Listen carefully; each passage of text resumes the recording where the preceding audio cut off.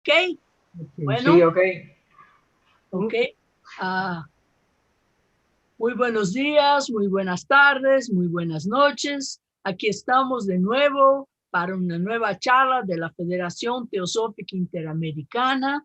Hoy tenemos el gusto de recibir a nuestro querido amigo cubano Gaspar Torres. Gaspar vive en Los Ángeles, ya tiene un trabajo teosófico muy desarrollado, habla de cualquier tema a cualquier hora, es casi una biblioteca humana y un amigo muy querido, y estamos aquí para escucharlo hoy cuando va a hablar de la voz del silencio, la joya de la voz del silencio. Muy bienvenido, hermano Gaspar, muy bienvenido a hispanoparlantes de todas las Américas y de España, y con la palabra, hermano Gaspar Torres. Muchas gracias. Buenos días, buenas tardes, buenas noches a todos. Vamos a compartir pantalla para poder...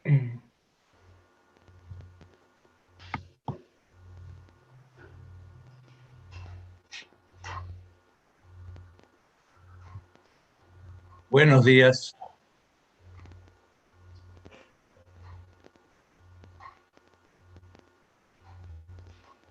no me permite compartir pantalla. Mira, a ver. Giovanni, Ya, él necesita compartir pantalla. ok.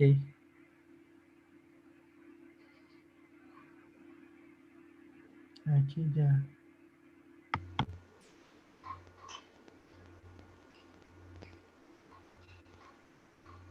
Ok,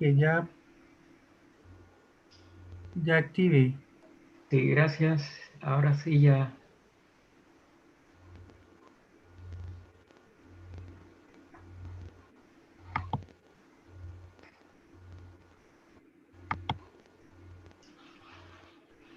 Bien, hermanos, vamos a tratar de, en un breve plazo como este de una conferencia, de poder enfocar algunos aspectos de la voz del silencio. Es imposible comprender un libro de esta magnitud mística en un tiempo breve. Aún una semana o 15 días no daría tiempo para ver todas sus partes más importantes nada más. Vamos a tratar por ello de compartir ciertos aspectos especialmente en lo que la misma obra que recibimos a través de HPV nos va a decir del alma diamante, de esa cualidad interna que tenemos que lograr que nuestra alma exprese, que nuestra alma sea capaz de abarcar para que el sentido de la dedicación que ella le dio a esta obra, dedicada a los pocos, y después en el prefacio nos aclara a los pocos verdaderos místicos de la sociedad teosófica, pueda de verdad cumplir o podamos cumplir de verdad con ser dignos de esta dedicatoria.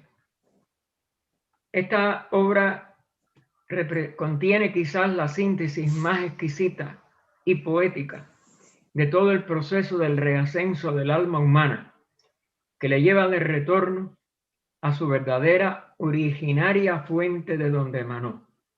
Esto es básico en teosofía. Toda la emanación universal, incluida cada mónada que se expresa en cada ser humano a través de su personalidad, tiene que regresar a esa fuente conscientemente. Nosotros en nuestras personalidades actuales no estamos conscientes de nuestro origen ni de nuestro destino. Por eso la humanidad, consciente o ciegamente o dogmáticamente o hasta aún negativamente, busca algo que a veces cree que ya encontró y que sin embargo todavía no ha podido vislumbrar. Es por eso que tantos seres humanos, vamos a decir, pierden sus encarnaciones en inútiles esfuerzos, bien tratando de ser nada más que felices en la tierra, bien tratando de ser felices en un cielo, y sin embargo el género humano se sigue debatiendo entre el placer y el dolor, entre la ignorancia y un conocimiento inadecuado, entre los dogmas materialistas y las religiones que no han podido mantener su originario sabiduría que todo fundador de religión le dio, y eso mantiene a la humanidad completamente enredada en una serie de equivocados esfuerzos que no puede completar jamás mientras no tome la dirección adecuada. HPV, en esta obra, que fue la última que ella escribió, que fue la última que recibió esta dedicatoria, y que sin embargo en cierto sentido es la obra más universal de ella, porque mientras la humanidad no comprenda cómo llegar otra vez a su verdadera meta, que es esta fuente de la seidad, de la realidad una, de dónde emanó, pues no va a poder solucionar ninguno de sus problemas en firme. Va completamente a estar dando vueltas inútiles, que solamente está sabiduría. Luego, aunque está dedicado a los pocos hoy, a los pocos de aquella época, que ella dijo pocos teósofos verdaderamente místicos, en el fondo está dedicada a todos, porque toda la humanidad no tiene otra línea más, vamos a decir, idónea para encontrar su camino que las instrucciones que HPV nos pudo entresacar, de las que más podíamos comprender, de todas las que ella había aprendido de memoria cuando estaba a los pies de su maestro en el Tíbet. Ella nos dice que aprendió 39 de memoria y que aún muchas de ellas no iban a ser posible que las comprendiéramos. Y esto nos pasa hasta hoy. No es comprenderlas en nivel intelectual. En ese tenemos de sobra todos los que nos interesamos por teosofía. Pero poderlas aplicar diariamente a la transformación que nosotros tenemos que hacer de nuestra personalidad para llegarla a disolver, para llegarla a que se consiga constituyendo en el gran muro valladar de nuestra espiritualidad, que está nada más que centrada en la personalidad de cada uno de nosotros, y que si no disolvemos nunca avanzaremos ni un paso. Pues, pero en el fondo, todos los seres humanos la disolverán tarde o temprano para alcanzar la cima de la evolución. El libro, como todos sabemos, está compuesto de 3 fragmentos y están tomados, como es natural, de un libro mucho mayor, el libro de los preceptos de oro. HPV, en el mismo prefacio, en el proemio de la doctrina secreta, nos habla de estas enseñanzas antiquísimas que están grabadas de una manera muy especial en un libro de hojas de palma, impermeables a todo daño, que no es posible ni quemar, ni echar a perder por la humedad, ni el aire, nada las puede dañar. Son imperecederas para nuestra etapa humana sobre la tierra. Y ella, como es natural, repetimos, las aprendió en el Tíbet. Annie Besant le dijo al señor Sri Ram, y esto consta en los comentarios que el señor Sri Ram hizo en vida y que se publicaron en el centenario de su nacimiento, en un libro que se llama que se los voy a mostrar y que lamentablemente no está traducido al español hasta ahora que sepamos. The Way of Wisdom. Aquí están sus comentarios sobre tanto Luz en el Sendero como La Voz del Silencio, como A los Pies del Maestro, y otros artículos muy importantes que conmemoraron el centenario de su nacimiento. Las otras pláticas no las vamos a tocar hoy casi ninguna, de ninguno de los otros hermanos, nada más que indirectamente, de Annie Besant y Leadbeater sobre todo, y otros comentaristas. Van der Stok también escribió algo sobre esta obra, sobre todo sobre La Voz del Silencio, pero casi todas están traducidas al español, o todas creo, pero esta de Señor Sri Ram es la que hemos tomado por no estar traducida y compartir con ustedes y los que conozcan inglés, que se interesen en este libro, que es extraordinariamente útil. Señor Sri Ram fue uno de los grandes líderes teosóficos, papá de Radha, que incorporó a su vida gran parte de este misticismo. Él era verdaderamente un místico en toda la extensión de la palabra. Pues Annie Besant le dijo al señor Sri Ram, y consta en el libro, que HPB fue ayudada por el maestro Hilarión a pasarlos al inglés.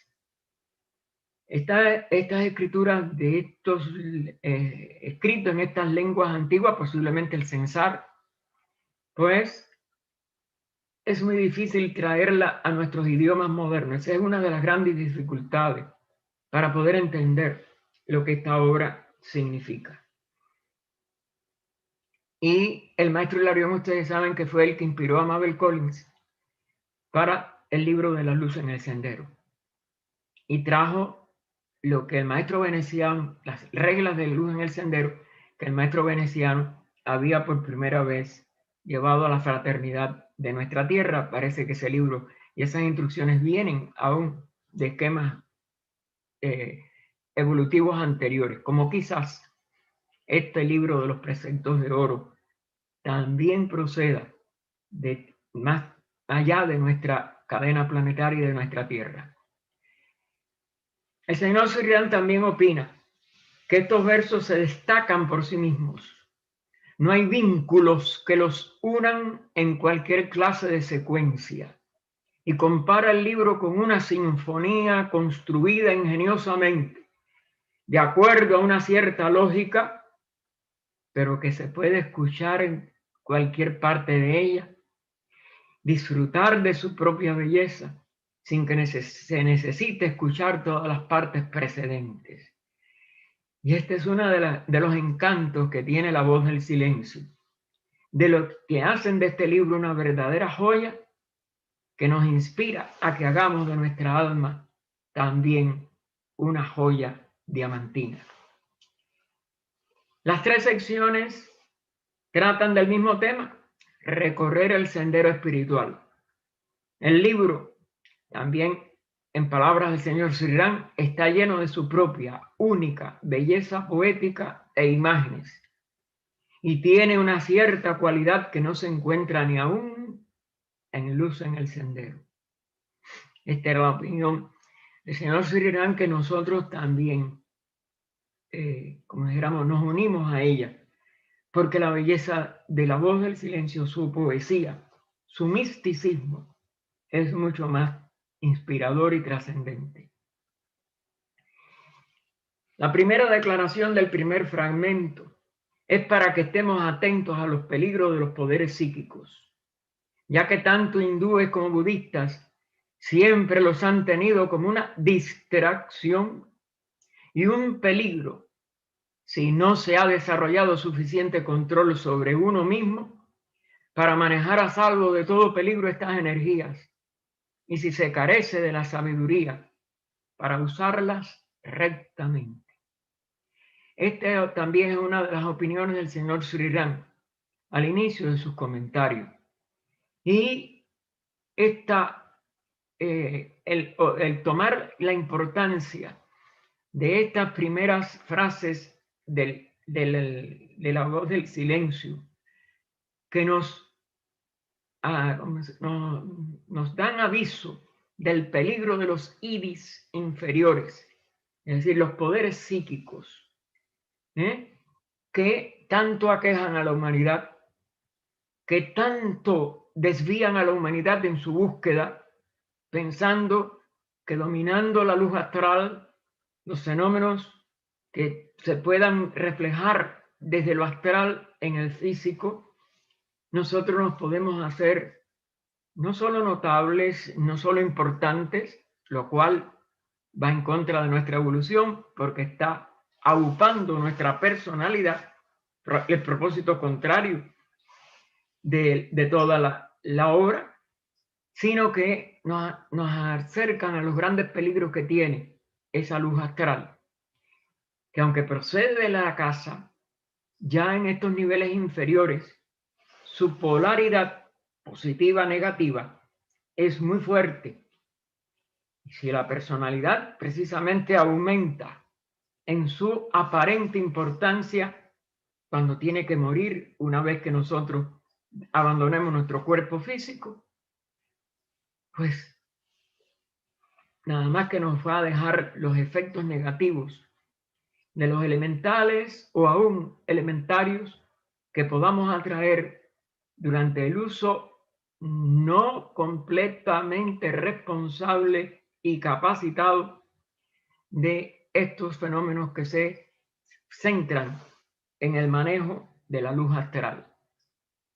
Aunque no haya nada malo en sí mismo, nos abunda el señor Sri Ram por tener poderes psíquicos. Ellos seguramente tenderán a desviar a su poseedor si el sentido espiritual no ha crecido y si ellos no se desarrollan naturalmente. Y aquí el señor Sri Ram igual refuerza estos conceptos que fueron sostenidos por HPB. Hay muchos artículos y muchas partes de las obras, como la clave de la teosofía, la Isis sin velo, las doctrinas secretas, en que HPB llama la atención y nos alerta de que no caigamos nunca en ser seguidores o buscadores de estos poderes psíquicos, porque todos nos pueden llegar a desviar si no tenemos primero la altura requerida. Y casi todos los grandes discípulos de los grandes seres han comprendido que solamente los poderes verdaderamente místicos, espirituales, cuando ya se ha eliminado todo el estorbo de la personalidad, es lo único que es útil para poder usar sin peligros en beneficio de toda la humanidad y de todos los demás reinos. Cualquier clase de forzamiento, abunda el señor Sri Ram, para producir habilidades psíquicas o espirituales, tiende a llevar al ser humano hacia el sendero erróneo, hacia la pendiente inclinada hacia abajo, por decirlo así, que le hará terminar en mucho que es irreal e ilusorio, mezclado con la genuina habilidad psíquica que existe. Así que el vidente no siempre conoce lo que es verdadero y lo que es falso. Es decir, una de las consecuencias de usar poderes psíquicos es que continúa llenando a la mente y a la conciencia personal de imágenes de los mundos inferiores, es decir, el mundo de los deseos o kama, el mundo de la mente inferior o kamamanas, y confunde todavía más a la ausencia de discernimiento entre lo que es verdadero y lo que es falso de esas imágenes. Recuerden que mientras hay manifestación con forma, el maya predomina sobre la realidad. Solamente en los planos espirituales, cuando Manas, en vez de trabajar con Kama, se eleva hacia Buddhi, y allí nada más que entonces se pueden lograr los siddhis superiores, los de la verdadera espiritualidad, y más allá, los de el Espíritu Divino en nosotros, es que la probabilidad de confusión primero disminuye radicalmente y desaparece totalmente en Atman, que es donde único podemos eliminar el maya. Lo que piensa que ve, concluye Sri Ram, y toma por una divina revelación, puede deberse al calor del cerebro, a un enfoque erróneo de la visión mental o a toda clase de desordenadas, desviadoras impresiones como las de un sueño, que son las que tenemos o recordamos cuando nada más que vamos al nivel astral. Recuerden que traer a la mente del cerebro recuerdos de actividades en el nivel mental es muy difícil. Casi todos los sueños que nosotros recordamos al despertar son el producto de visiones astrales. Y por tanto, como dice el mismo fragmento del vestíbulo del aprendizaje, detrás o debajo de cada flor, en ese vestíbulo, está una serpiente tentadora, una serpiente como símbolo de veneno, de engaño, etc. Es decir, que esto está corroborado en detalles que vamos a encontrar en el mismo libro cuando lo estudiemos párrafo por párrafo, palabra por palabra, porque sólo así se puede llegar a desentrañar todo el valor de la voz del silencio en sus tres fragmentos. El primer paso que nos señala la voz del silencio, positivo, después de esta advertencia, es la purificación necesaria para que todo esfuerzo no conlleve peligros y daños que nos harían fracasar sin remedio. A menos de ser pasiva la carne, dice la voz, fría la cabeza, y el alma tan firme y pura como un deslumbrante diamante, las radiaciones no alcanzarán la cámara.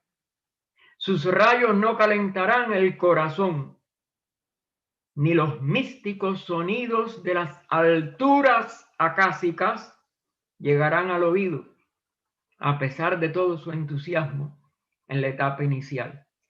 Entusiasmo que casi todos los que no se purifiquen pierden y los hacen encallar en las arenas movedizas de su propia personalidad, ilusiones, confusiones, etc.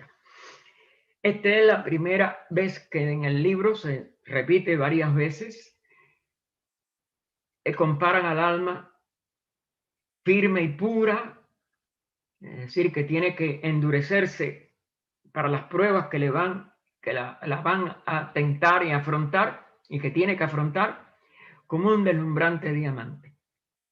Se usa este símil de la sustancia más dura, natural, de la manifestación, formada sin embargo de carbono o carbón, ya hablado en nuestro lenguaje y no en el químico, que es uno de los materiales más blandos, pero que cuando cristaliza, es decir, cuando organiza, porque lo que es la cristalización en un mineral es su cristalización, ese es el cristal más duro y por tanto con las cualidades más firmes que no van a perderse una vez hecha este proceso de cristalización. Se sabe, y esto desde el punto de vista simbólico es también, como decir, muy sugerente, que lo que determinan los ejes de cristalización en una masa de carbón son 6 átomos que tienen que ponerse en vamos a decir, en el orden en que sigan los ejes de cristalización. Y cuando el séptimo, que es el que está invisible para los ojos del investigador, da, como si dijéramos, el toque final, la masa completa. Sigue y ordena todos los átomos de carbón en la posición que lo hace un cristal. Esto, desde el punto de vista natural, tiene que suceder a grandes presiones, bajo tierra, todo eso. No vamos a entrar nosotros en todo el análisis químico, pero sí en esto. Los que necesitan ponerse en la posición de los ejes de cristalización de la masa son 6. Y el séptimo tiene que ser, indudablemente, el que da la orden y toda la masa se convierte en un cristal. Si esta posición es la toda correcta, el cristal no tiene jardines, como se le llaman, a las impurezas de los diamantes, que son los que le dan entonces su verdadero valor. Si no hay ninguna impureza, el diamante, de acuerdo a su tamaño, es de un valor mucho más alto que el de otra piedra del mismo tamaño, pero que tenga jardines, como se le llaman a esas impurezas, que son puntos en los cuales no hay total limpieza, sino que son como puntos oscuros en el diamante. A menos que oigas a tu propio corazón, tú no puedes ver. Oír y ver, he aquí la segunda etapa.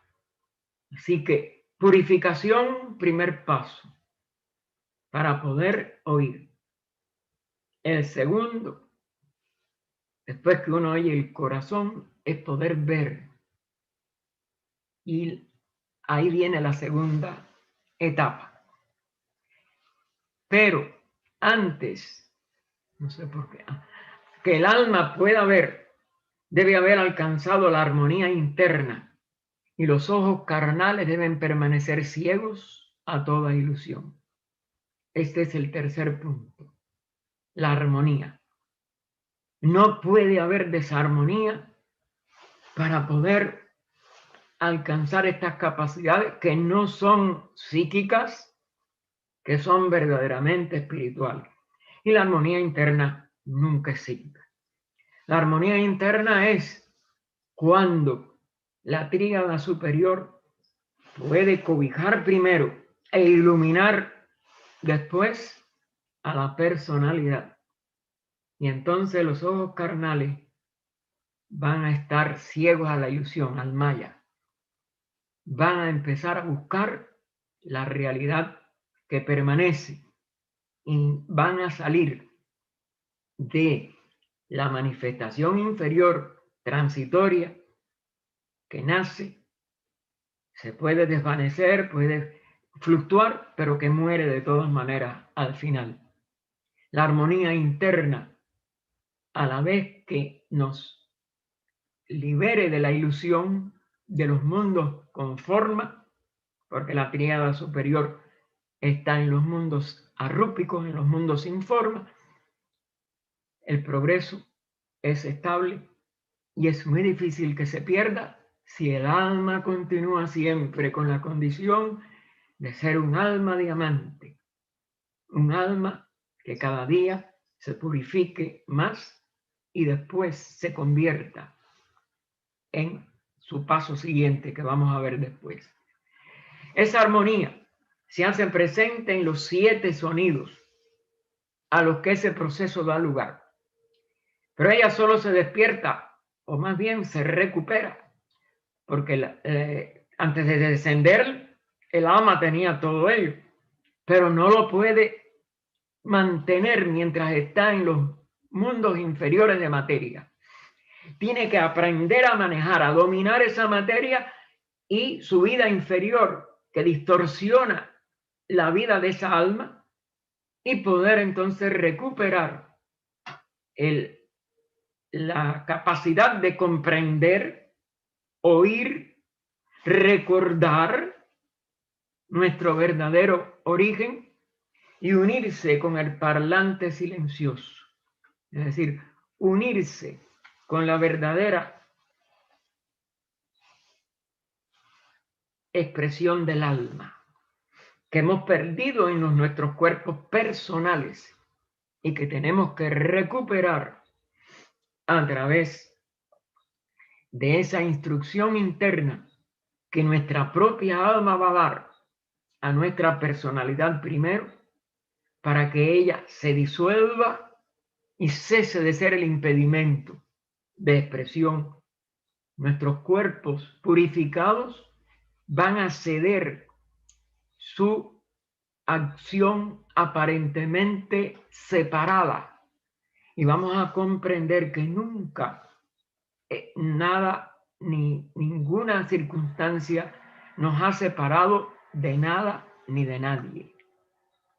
Hay que escoger entre lo real interno y lo externo con sus placeres y dolores ilusorios, por apego a la vida de los cuerpos en que habitamos, con el resultante egoísmo que engendra la herejía de la separatividad, que es como desde el primer fragmento se nos instruye que sentirnos separados, que sentir que porque vivimos en un cuerpo somos ajenos a todo el resto de la vida, a la vida total, y que nuestra vida está separada por el cuerpo de todos los cuerpos ajenos, es una de las ilusiones en que cae la personalidad, que engendra la conciencia personal y que tiene que ser disuelta. Si no, no hay espiritualidad alguna. No hay verdadera aceptación de principios espirituales o de creencias. Hay exclusivamente la ilusión y el maya de la manifestación impuesta sobre nuestra conciencia espiritual por la conciencia personal.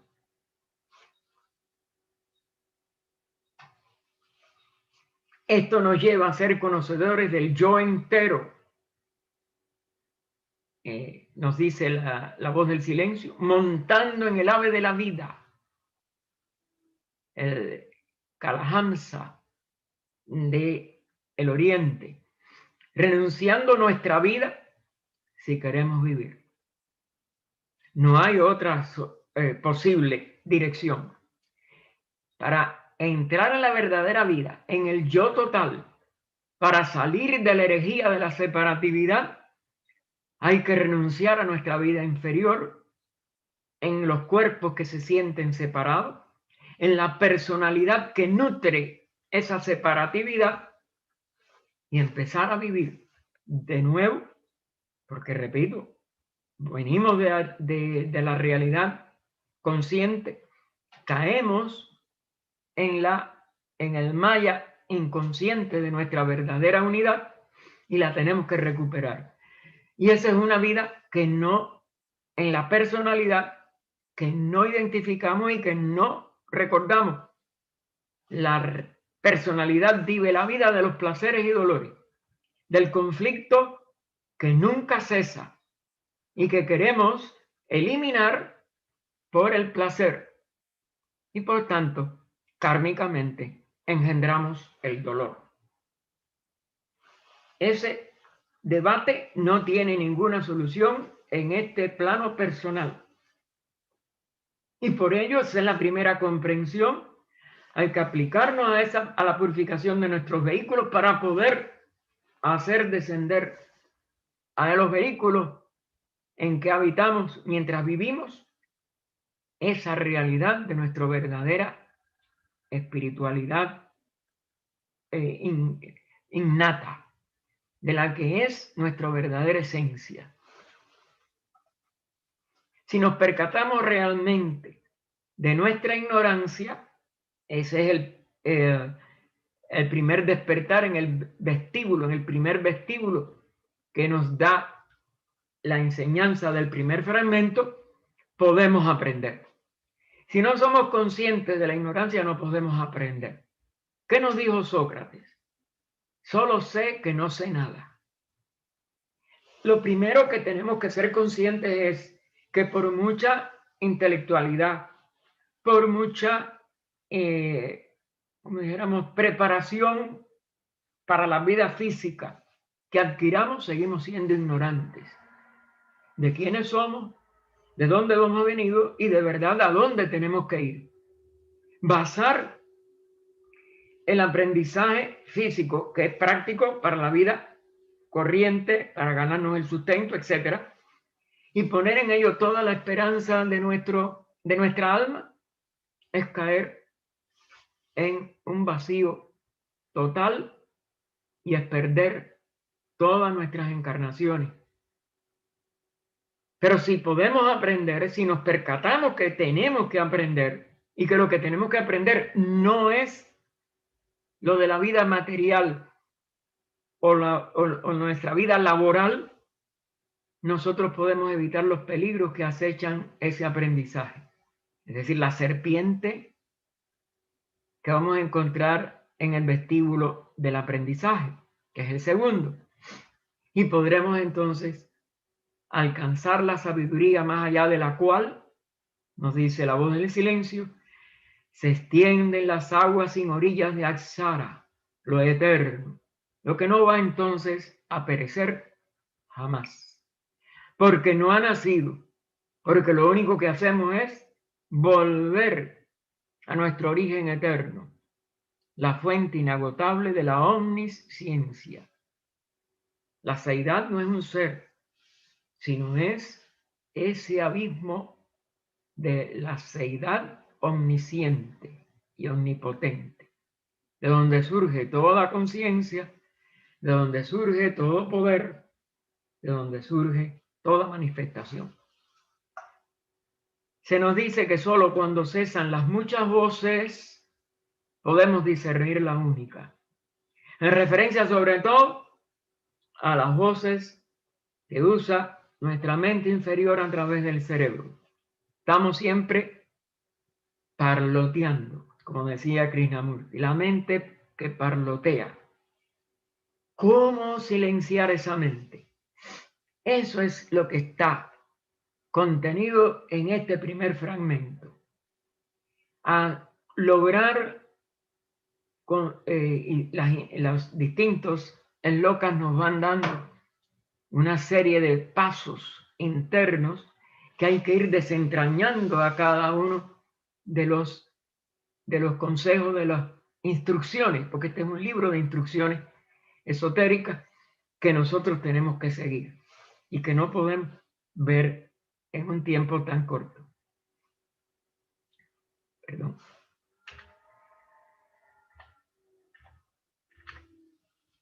Ahí se ha trabado esto.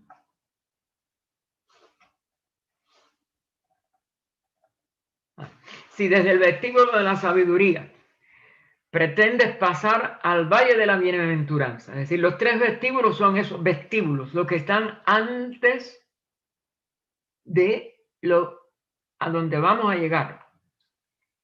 Para pasar ese valle de la bienaventuranza, oh discípulo, cierra por completo tus sentidos ante la grande y terrible herejía de la separatividad que te aparta de los demás. No hay otra solución. Y por eso nos lo enfatiza la voz del silencio de esta manera. Cerrar por completo los sentidos. Los sentidos no se cierran ellos solos, se cierran a través de la mente. La mente tiene que dejar de parlotear, tiene que dejar de escuchar, tiene que dejar de gustar, etc. Los 5 sentidos se tienen que recoger en el interior de nuestra verdadera realidad, de nuestro verdadero ser que habita en nuestro cuerpo.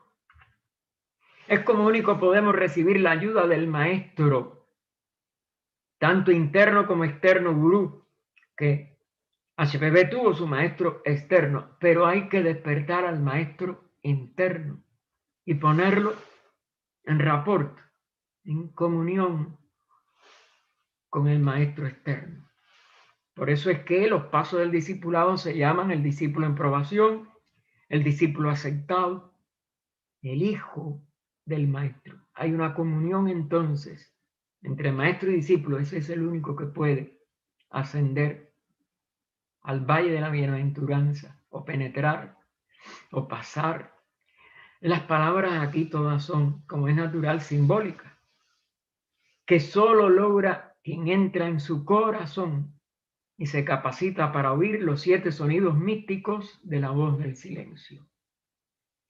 Y aquí llegamos al 7, al primer 7 de las enseñanzas de esta obra maravillosa. Estos 7 sonidos, el primero de ellos es como la dulce voz del ruiseñor entonando un canto de despedida a su compañera. El segundo llega como el sonido de un címbalo argentino de los Dianis, despertando las centelleantes estrellas. Fíjense cómo no usa palabras o nos dice es, sino llega como. Y eso lo vamos a ver en los 7. Se nos dan similitudes. La realidad de lo que es ese sonido, o cada uno de los 7 sonidos, no lo podremos descubrir por descripciones ni por estas comparaciones, son acercamientos. El siguiente es como el lamento melodioso del espíritu del océano, dicen nuestras traducciones, pero les he puesto entre paréntesis que en la versión inglesa es sprite, y sprite es un duende. La palabra espíritu, HPV no la podía usar para algo que anima el océano, que son los duendes, los elementales, la vida inferior. Todo lo material no está directamente habitado y sobre todo el que está aprisionado dentro de su concha. Aquí hay un símil todavía mucho más profundo. No es un espíritu, es el duende, el animador, el elemental del océano aprisionado dentro de su concha. Hay tantas cosas que tenemos que ver en las traducciones también de estas obras que tenemos siempre que penetrar, profundizar. Y es lo que nosotros les recomendamos. Y este va seguido del canto de la vina. Aquí sí no dice nada, pero bueno, la vina ustedes saben que es otro instrumento antiguo de la India. Y como es natural, eso es como el canto de la vina. El quinto, a manera de flauta de bambú, suena vibrante en tu oído. Y se convierte a continuación en el sonido de una trompeta, es decir, más vibrante. Fíjense cómo va aumentando desde algo pianísimo, diríamos, en música, a un cada vez más crescendo, un forte, y el último vibra con el sordo retumbar de una nube tempestuosa. Otra vez nos da, sobre todo, repite otra vez el cómo, sordo retumbar de una nube tempestuosa. El séptimo, ese retumbar, absorbe todos los demás sonidos. Estos se extinguen y no se les vuelve a oír. En los comentarios de distintos hermanos, los que ustedes conocen, y ahora en este de Sri Ram,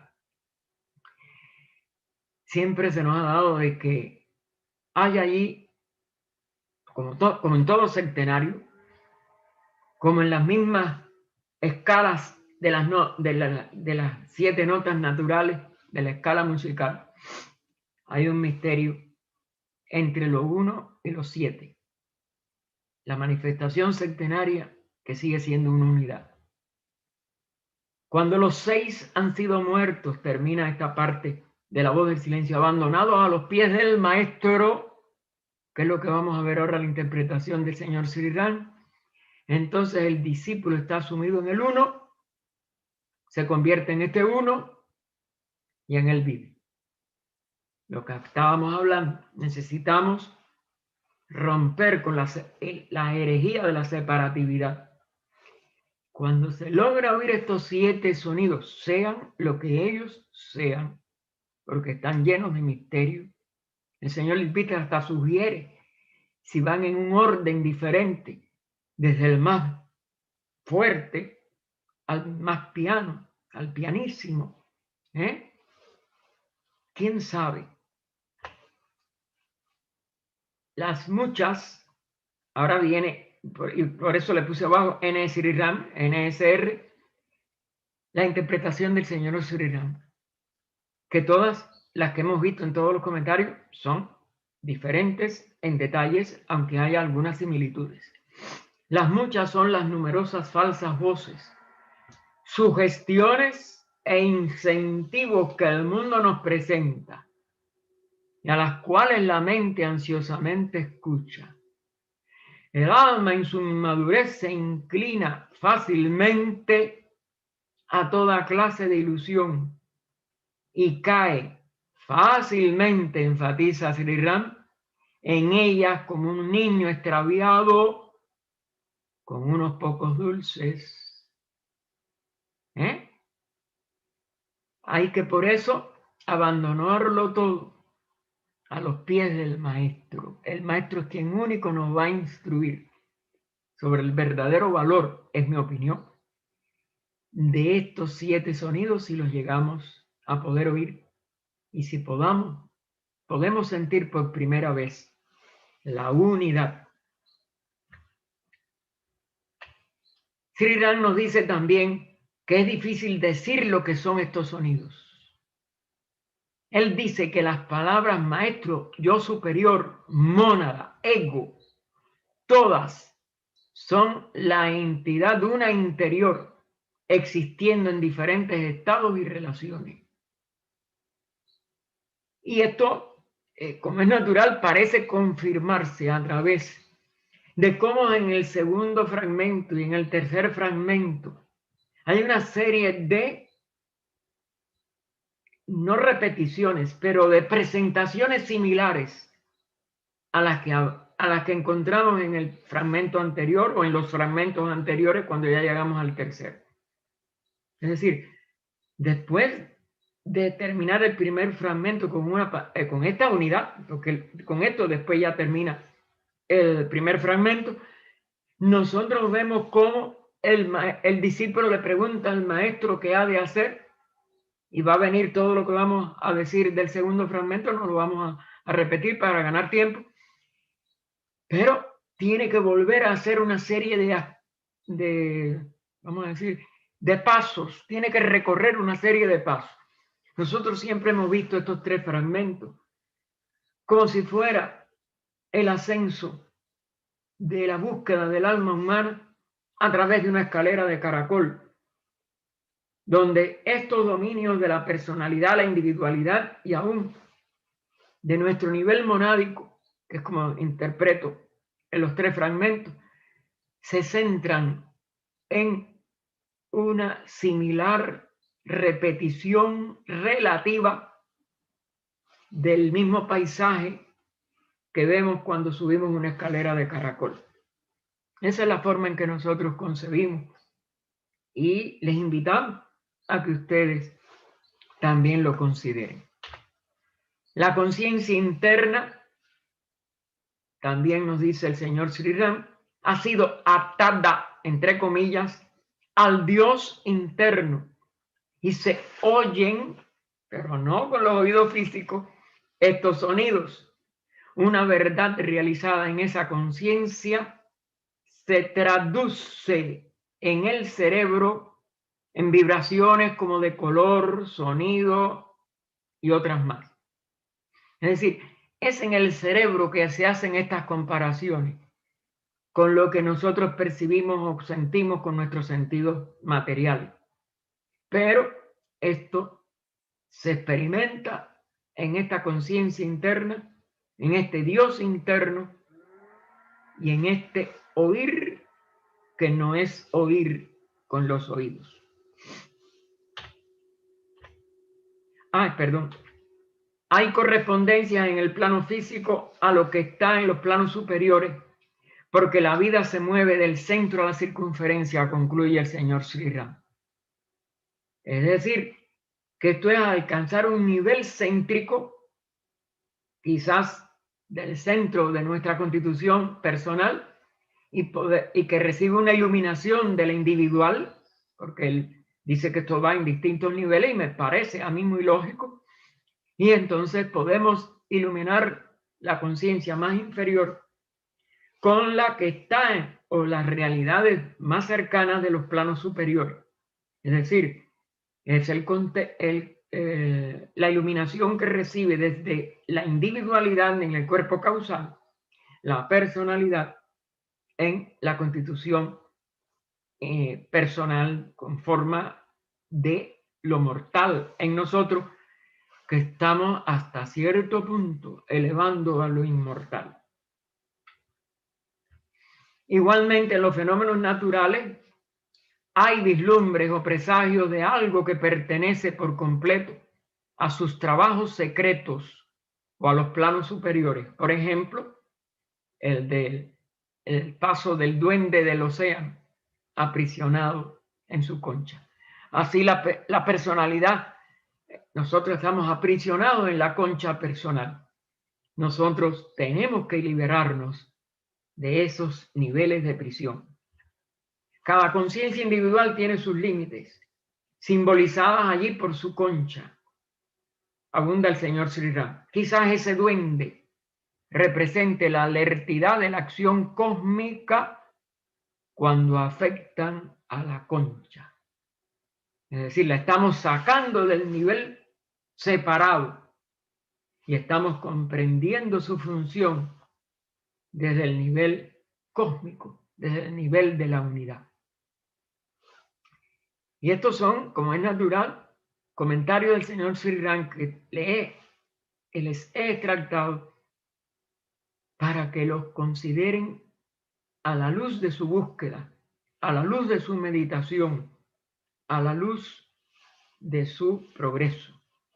Nos movemos en un infinito océano, concluye el señor Sri Ram, de vibraciones de todas clases, y todas pasan a través de un punto de conciencia, pues todo es conciencia y cada uno tiene una cierta individualidad que no debemos de confundir con la personalidad separada.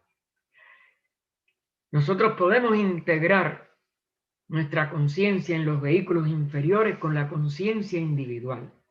Si comprendemos esta ley, recuerden el átomo permanente de cada vehículo, ese está en el nivel verdaderamente de unidad de la vida monádica en cada plano, en cada subplano atómico. Es decir, que todo esto hay que enhebrarlo con todo el conocimiento teosófico y tratarlo de hacer realidad consciente. Depende de nuestra purificación, indudablemente. Si no, no podemos dar un paso. El primer paso nunca se puede obviar. Y es el que constantemente, como dijéramos, llevarlo a una purificación superior.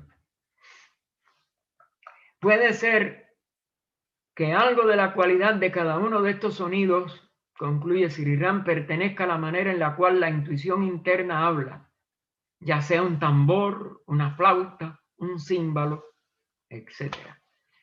La instrucción dada consiste ante todo en la extinción del deseo, luego la trascendencia del deseo y el incremento de compasión y simpatía por todos los seres.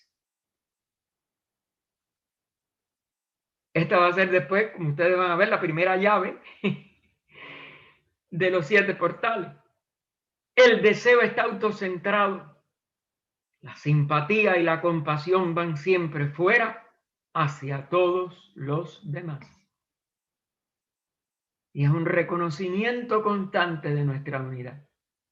Es una aplicación verdaderamente en la vida diaria de nuestra unidad. Si no, aunque con los labios declaremos la unidad de la vida, con nuestros sentimientos, palabras y acciones, estaremos ratificando nuestra herejía de la separatividad. Cuando el deseo se extingue y la mente está quieta, no aquietada, vuelvo a recordarle a la mente parloteante de Krishnamurti, se alcanza el estado infantil. Somos los dos veces nacidos, nacemos de nuevo, pero la verdadera vida. Y se vive para ayudar a la naturaleza y a todos los seres a su alrededor. Ese es el único objetivo digno de vivir. Y eso no lo podemos olvidar. No es estudiar un rato y después seguir nuestra vida diaria de competencia, de ser los más importantes, de poner una zancadilla si alguien nos quiere coger el puesto en el trabajo, etcétera, etcétera. Es dedicar toda nuestra consciente expresión de vida a ayudar a la naturaleza, no solo a los humanos, a la naturaleza, a todos los reinos y a todos los seres a su alrededor. La voz del silencio es una frase mística que tiene varios significados a diferentes niveles. De acuerdo con el pensamiento indio, hay 4 principales niveles en los que no podemos entrar. A nuestro nivel sería la voz de intuición o buddhi, porque ese es a lo que estamos todavía cerrados.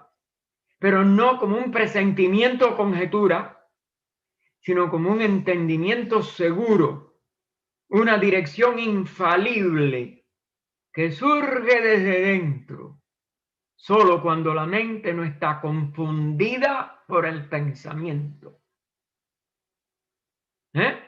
La mente tiene que estar alerta, activa, pero sin pensar, sin hablar, sin poner en palabras nada, atenta. Y Buddhi la ilumina. Se convierte en Manastayasi. Como se nos dice, si no tenemos ningún éxtasis, porque no logremos ningún progreso espiritual, tenemos el único éxtasis en el momento de la muerte, cuando repasamos toda nuestra encarnación, pero a la luz de Buddhi, a la luz de la mente que ilumina, de Buddhi que ilumina la mente, en ese único momento, para la mayoría de los seres que no logramos un verdadero samadhi o éxtasis o arrobamiento, el nombre no importa, occidental u oriental. Es el estado de la conciencia exaltada al nivel divino. Si se desea algo, la mente está condicionada por ese deseo. Solo sin deseo se será capaz de percibir la verdad o lo recto de las cosas. Esta también es uno de los comentarios del señor Sri Ram. El final del fragmento primero nos lleva, ya guiados por esta voz del silencio del Unimaestro, a despertar a la creciente iluminación definitiva desde la pluralidad aparente a la verdadera real unidad que nunca cambia, aumenta o disminuye y mucho menos cesa. Muchas veces dice, no hay que regresar a la unidad. Aún en las palabras nos traicionamos. No tenemos que abrirnos a la unidad. Tenemos que ser conscientes de esa unidad otra vez, pero nunca la hemos perdido. Cuando el discípulo ve y oye, nos dice el final de este primer fragmento, y es responsivo a las vibraciones de los mundos superiores, pasa por sucesivas etapas hasta alcanzar la 6ª, en que ya se cierra toda imagen exterior, entre comillas. Nunca hay una imagen verdaderamente exterior. Son de nuestro propio pensamiento, de nuestra propia mente, y están dentro de nosotros, aunque la veamos proyectada afuera por ignorancia. Para poder integrar su tríada, Atma, Buddhi y Manas, en la omnisciencia una y absoluta universal, la manifestación de la causa suprema, de esa seidad, la causa sin causa, la único eterno.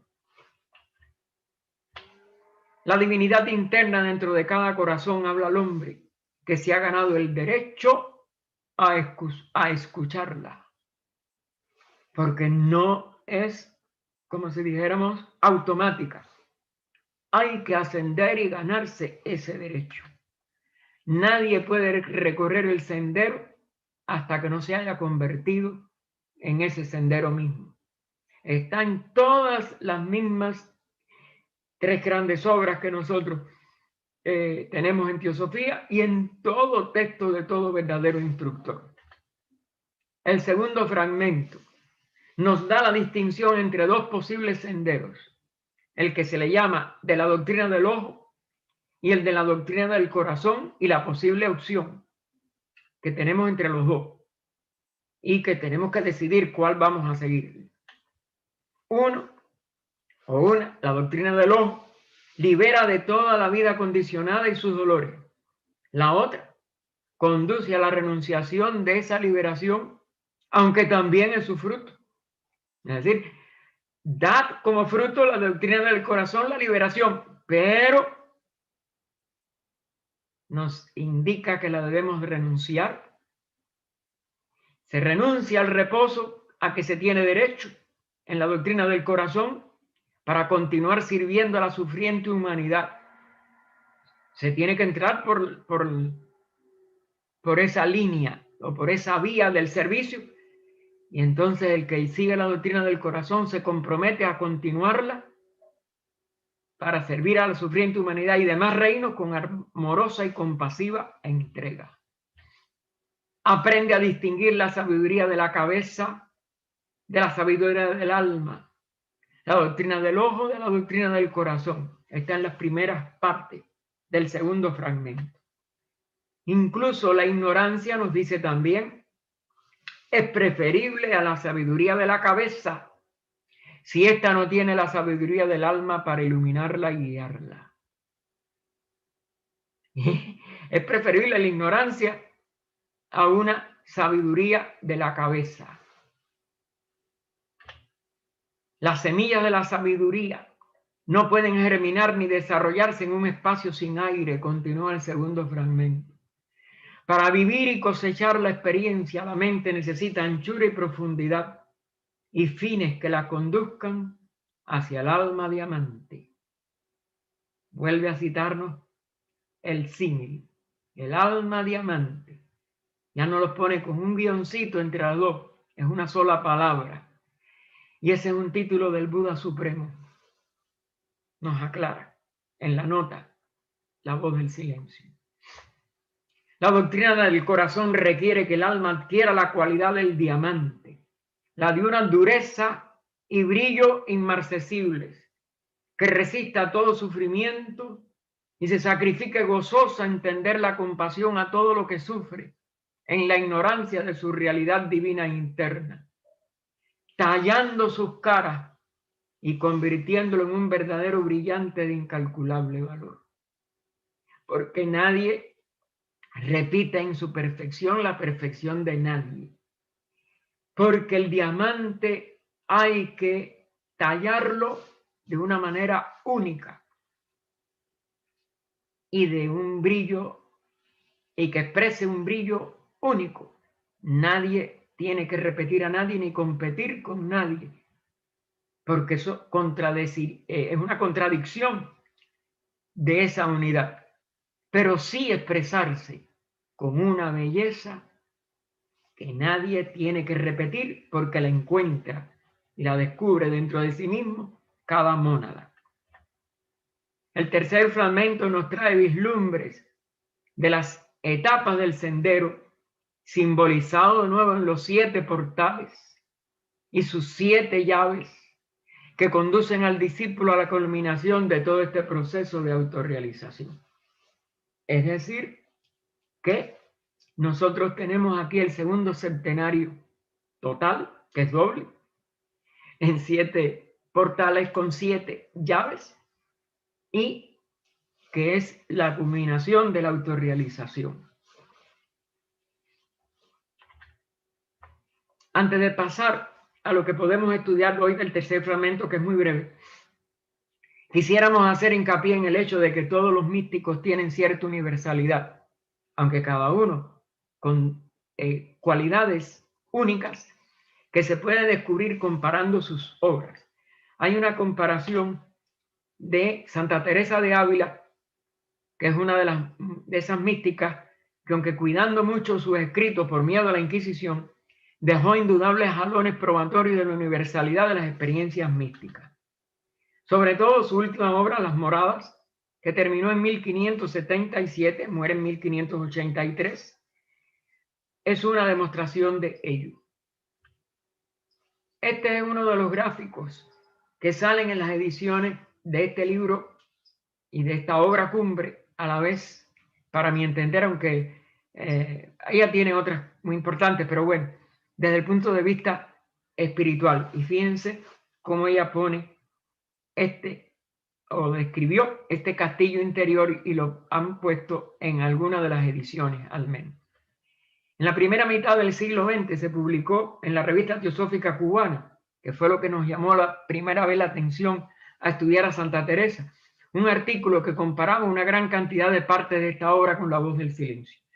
Claro, eso debe estar en la biblioteca de la sección cubana. Nosotros no tenemos con ellos, nosotros hicimos un trabajo en aquella época y aparte no hay tiempo para otra cosa, pero sí les digo que se pueden poner en contacto con la bibliotecaria de la sección en Cuba si desean, y si ella les encuentra la revista, pues ustedes van a ver las bellezas que habla allí ese teósofo sobre Las Moradas. Y ella nos dice, y voy a citar ahora algunos para que vean la parte oculta que ella escondió, pero que de todas maneras salta a la vista. Pues tornemos ahora a nuestro castillo de muchas moradas. No habéis de entender, fíjense, el castillo es uno, las moradas son muchas. No habéis de entender estas moradas una en pos de otra, como cosa enhilada, sino poned los ojos en el centro. Jamás nos acabamos de conocer si no procuramos conocer a Dios. El conocernos a nosotros mismos es lo que nos lleva a conocer a Dios y viceversa. Considerando su humildad, veremos cuán lejos estamos de ser humildes. La humildad de lo absoluto, que no tiene una sola personalidad, un solo rasgo personal. Está claro que parece una cosa blanca, muy más blanca, cabe la negra. Y al contrario, la negra cabe la blanca. Aquí cabe, ustedes saben que es una forma que ya nosotros no usamos en el español, es junto a. Claro, los contrastes, cuando los ponemos los pares de opuestos cerca, es cuando vemos su importancia y su función. Y en las séptimas moradas, porque el libro consta de 7 moradas, el 7, dice cómo a su parecer hay alguna diferencia del alma al espíritu, aunque todo es uno. Ustedes saben que la iglesia dogmáticamente decía que el hombre era dual, cuerpo y alma o espíritu. Ella distinguió la Trinidad en el ser humano, que es microcosmo del macrocosmo. Y eso está palpable en toda su obra. Lo que tenemos por fe allí, en el centro de la séptima morada, el alma podemos decir por vista, aunque no es vista con los ojos del cuerpo, porque no es visión imaginaria, no es una imagen, es la única realidad. Aunque no se trata de más de 7 moradas, en cada una de estas hay muchas, en lo bajo y alto y a los lados, con lindos jardines y fuentes y laberintos, y cosas tan deleitosas que desearéis deshaceros en alabanza del gran Dios que lo crió a su imagen y semejanza. No hagamos torres sin fundamento, que el Señor no mira tanto la grandeza de las obras como el amor con que se hacen, y como hagamos lo que pudiéremos. Con esa, ¿cómo se llama? pequeña síntesis, les invitamos a los que no lo hayan hecho, que estudien a Santa Teresa de Ávila y también muchas cosas de San Juan de la Cruz en este sentido místico y verán la universalidad del misticismo. No hay diferencia entre la voz del silencio y las obras de estos grandes místicos de la humanidad. El anónimo autor que bajo el seudónimo de un servidor hermano publicó este folleto que se tituló Una ofrenda a la voz del silencio en 1918, nos presenta las 7 llaves con estas bellas explicaciones. No podemos abarcar más. Este es otro librito de comentarios de la voz del silencio, anónima. Se volvió a imprimir en esta que yo tengo aquí, en Wheaton, en el 64, que tampoco lamentablemente está traducido al español y que les recomendamos los que lean inglés, que lo usen, que lo estudien y veremos si alguien lo puede traducir al español. La primera de las 7 llaves, Dana, la llave de la caridad y el amor inmortal. Esa llave que está en la mano de quien ama a todos los seres y extiende hacia ellos la caridad de un corazón que simpatiza con todo lo que vive y lo comprende. Tal ser puede pasar la primera puerta.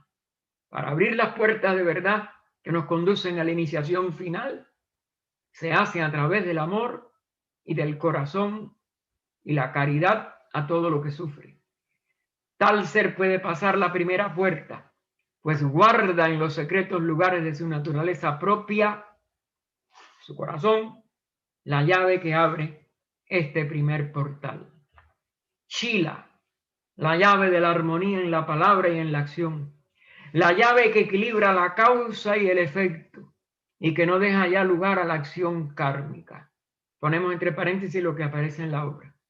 La posee quien ha alcanzado aquella paz que sobrepasa el entendimiento, el verdadero equilibrio y serenidad del hombre interno, controlando los pensamientos, palabras y acciones de la personalidad y así balanceando la causa y el efecto en todos los 3 mundos inferiores.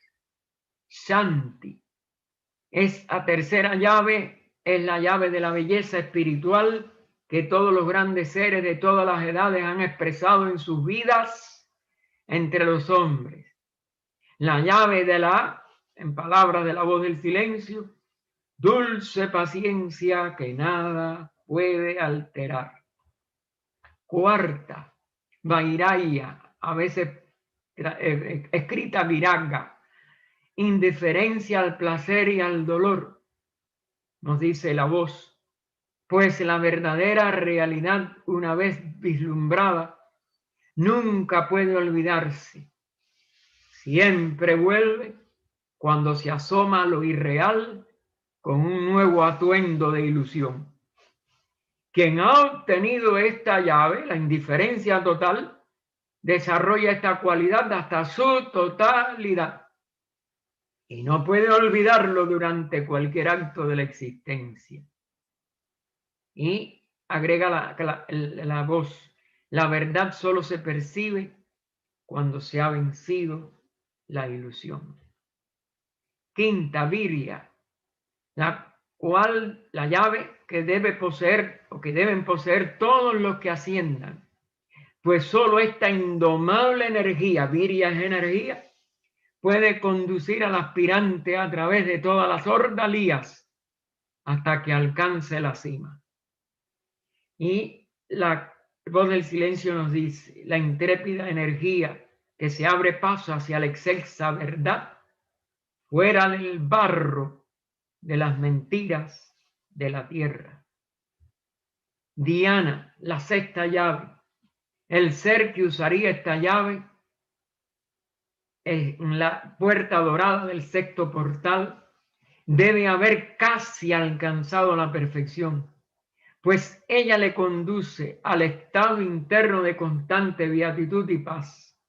Ha aprendido ahora a fijar la mirada en esa estrella de cuyo rayo es parte y su belleza reina suprema en su corazón.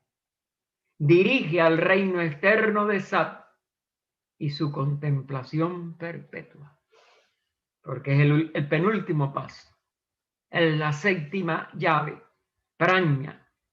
Pasando bajo el arco de esta entrada, el discípulo, el iluminado, se convierte en superhombre, el Dios de conocimiento, sabiduría y poder, constituyéndole en Bodhisattva, el hijo de los Dhyanis. HPB nos insiste en que nos autoconozcamos como alma diamante. Cuando llega a esta parte de la voz del silencio, nos lo vuelve a insistir. Pero duros para el mundo, nos demos a conocer como el compasivo para los demás. El alma diamante profundamente enterrada dentro del corazón humano no puede reflejar atrás las luces personales o terrestres, sino solo la luz del corazón de todo lo que vive. Cuando se alcanza este estado, la naturaleza toda revela sus secretos al conquistador, pero hasta entonces, pruebas de muchas clases aguardan al audaz candidato, la final de las cuales es, esa es la prueba final, la suprema renunciación al nirvana, y como nirmanakayas, ayudar, vigilar y proteger a todo lo que vive y sufre aquí. Estas son las llaves doradas que todos los seres deben fraguar en una verdadera fragua, que elimine toda la escoria del oro que esas llaves tienen que tener. Fraguar esas llaves para ellos mismos, ayudados por el poder del ser divino, que derrite todas las experiencias de la vida en el oro puro de la realización espiritual. Todo este proceso místico tiene este sello de la belleza y perfección de un diamante en bruto que se pule en el más bello y perfectamente tallado brillante del mundo espiritual. La naturaleza entera, con 1000 acentos, se levanta para proclamar: regocijaos, hombres de mi alba, un peregrino ha regresado de la otra orilla, un nuevo Arján ha nacido. Paz a todos los seres. Muchas gracias, hermano. Oh, muchas gracias, hermano Gaspar, por esta tan sintética presentación de este libro tan profundo, tan valioso. Y ya tenemos 2 preguntas aquí para usted. Bueno, aquí se le pregunta, ¿qué rol juega la comprensión de sí mismo, de la personalidad y de la mónada en la tarea de disolver la ilusión de la separatividad? ¿Cómo surge esta comprensión? Por los pasos que nos marca la voz del silencio. A la vez que usted se va purificando porque entiende que su vida no responde al ideal que usted ve de los grandes místicos, de los grandes adeptos, de las grandes instrucciones, incluidas las instrucciones de la voz del silencio, usted empieza a sentir que su personalidad está equivocada, que su personalidad le ha llevado por una ilusoria separatividad, una ilusoria noción de que ella vale, cuando usted se da cuenta que no vale. Por mucho que usted limpie su personalidad, de ella no vale. Y por eso usted tiene que aspirar a descubrir lo interno verdadero de usted mismo. Uno se da cuenta de la falacia de la personalidad si la va purificando. Falacia de que cree que puede ser feliz en la tierra. ¿Cómo se puede ser feliz en una cosa que empieza y termina? Suponiendo que usted pueda tener placer por un tiempo, suponiendo que usted pueda tener placer con algo, el placer se hastía, el placer enferma el cuerpo, cualquiera que sea, por exceso, y usted tiene que sufrir las consecuencias. Es decir, usted no puede salir de la dualidad placer y dolor en la personalidad. Y usted tiene que buscar qué hay superior a esto, que nos enseñan los grandes seres. En cuanto usted se empieza a elevar, usted siente la cercanía con los demás seres y usted siente la satisfacción, que no es placer, en ayudar al que sufre, en ayudar al que está en dolor por haber hecho quizás algún placer incorrecto. Y entonces usted mismo, el discernimiento se va abriendo. A cada paso de algo de lo que usted se purifique, se abstenga, el discernimiento le va dando una ausencia de deseo en esa línea. Recuerden que viveka o discernimiento entre lo material y lo espiritual, entre lo permanente y lo transitorio, enseguida le da a usted que usted dice, ¿por qué voy a seguir detrás de lo que se va a terminar, detrás de lo que después del placer me va a dar dolor? Y usted por discernimiento abandona un nivel inferior de comportamiento. Y según va culminando ulteriores discernimientos, se van, como si dijéramos, cayendo como hojas secas aquellos apegos que usted tenía a los deseos, y en estado de vairaya usted empieza a descubrir esa luz espiritual, esa unidad, porque ello es inherente a la conciencia espiritual. Muchas gracias. Creo. Y la segunda pregunta tiene Sí. que ver con su respuesta. ¿Qué importancia tiene la compasión para oír la voz del cielo? Es una, ¿cómo se llama? Una consecuencia de esta misma ausencia de deseo. Es decir, si usted se empieza a purificar, usted empieza a sentir las vibraciones armónicas de la vida. Por eso sigue después de la purificación y de esta ausencia de deseos. Claro, no vamos a decir que es total desde el principio, creciente ausencia de deseo. Según crece el discernimiento, usted siente la simpatía por arriba de todo hacia lo que le rodea. Eso es natural. Esto es un crecimiento que es la ley.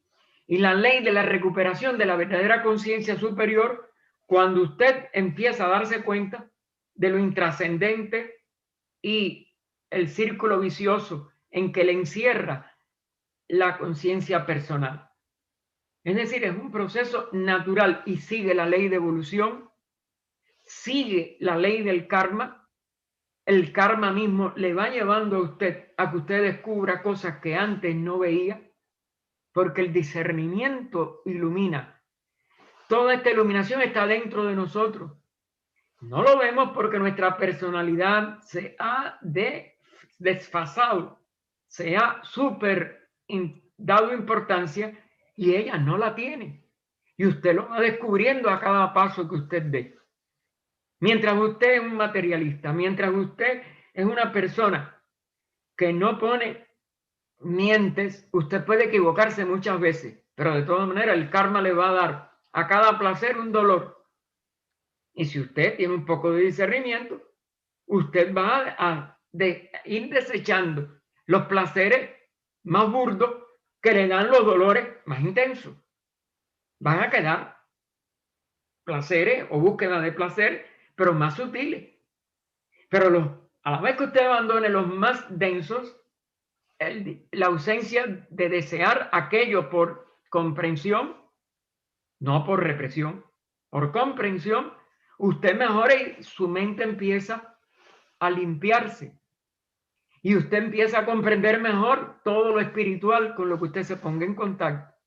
Claro, no estamos hablando de una persona dogmática o materialista furibunda o viciosa, enferma. Eso, a veces esa personalidad tiene que esperar a una encarnación siguiente y karmas muy duros para poder salir del enredo en que se ha metido. Pero estamos hablando de nosotros, normales, que nacemos y nos gusta, por ejemplo, el chocolate o nos gusta esto y lo otro, y nos damos cuenta de que lo dulce es adictivo, de que nos quita la salud, que nos podemos convertir en diabéticos. Y usted lo abandona antes de convertirse en diabético y entonces no tiene que sufrir la diabetes, porque no daña al cuerpo. Las personas pueden haber sido criados, yo por suerte no, en comer carnes de animales. Cuando usted se da cuenta del sufrimiento de los animales, en el encierro desde que nacen, la vida artificial y cruel en que tienen que estar para después sufrir una muerte a veces atroz y lenta. Usted deja de comer carne naturalmente por comprensión y usted ve cómo su salud mejora. Porque no hay nadie que sea vegetariano que no se haya librado de muchas de las enfermedades que los carnívoros tienen, y así sucesivamente. Es cuando el ser humano empieza a evaluar con inteligencia el pro y el contra de lo físico, del placer, del dolor, de lo temporal, con algo que puede ser primero inmortal, pero aún más allá, lo eterno. No hay quien escoja mal. Si ha puesto su inteligencia, indudablemente, pero la inteligencia está despierta en el ser humano, y todo ser humano que no haya nacido con una obliteración total de su inteligencia, como idiotas, congénitos, etcétera, que es una encarnación perdida por algunas cosas kármicas, puede hacer y aplicar este discernimiento. Que es duro dejar una adicción, por ejemplo, fumar, por ejemplo, el alcohol. Hay quien necesita la ayuda de Alcohólicos Anónimos, hay quien necesita la ayuda de un progresivo abandono de algunas adicciones. Todo eso depende, pero la persona que se lo propone, su discernimiento lo lleva a la ausencia de deseo de aquello que se percata le es negativo. No sé si ha quedado contestado. Bueno. Sí. Tengo dos preguntas. Después una persona ha levantado la mano. Sí. ¿Cuál es el libro de Santa Teresa de Ávila? Las Moradas, o El Castillo Interior, como subtítulo también tiene, y en algunas ediciones se le ha puesto El Castillo Interior. Es la última obra de Santa Teresa de Ávila. Y tiene una pregunta. ¿El alma de diamante es mana superior o mana superior y Buddhi? Bien, mana superior está siempre unido a Buddhi. No es posible para ningún principio actuar en aislamiento. Y manas es el principio llave que comunica lo superior con lo inferior. Recuerde que en la tercera raza, cuando usted estudia antropogénesis, cuando alcanzó la densidad suficiente en su cuerpo, se produjo la división en sexo y los pitris agnisvatas pudieron descender a encarnar en nuestra propia humanidad para despertar la mente, porque el hombre era un complejo de vehículos ya casi completos, pero el vehículo mental no estaba despierto. Y por ello se necesitó despertar la mente por esta jerarquía que ayudó a los Pitris Barichat, que fueron los primeros, que ayudaron a la parte, empezando por el doble etérico o cuerpo astral, como lo califica HPV en la doctrina, y pudo densificarse un cuerpo adecuado para la función humana. Pero el hombre era un ser vacío, su mónada no podía descender por ningún, vamos a decir, hilo, el sutratma que emite hacia Buddhi, no podía porque la mente no estaba capacitada para servir como vehículo activo hacia los vehículos de la personalidad. Ahora, cuando la mente empieza a funcionar, como es natural, ¿cómo empezó a funcionar? Hacia abajo. Y se une como mente con forma, como mente que emite formas mentales, a Kama. Y por eso se le llama camamanas, porque usted no puede pensar sin sentir, puede obliterar la acción, aunque casi siempre lo que usted piensa y siente es lo que hace.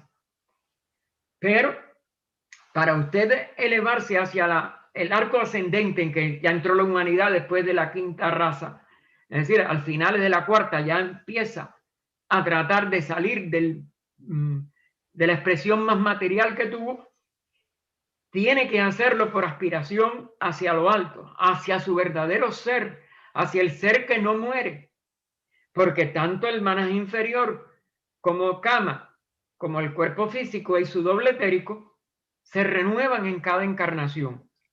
La esencia de lo bueno de esa encarnación sí puede pasar a Devachan, junto con la esencia de los buenos sentimientos.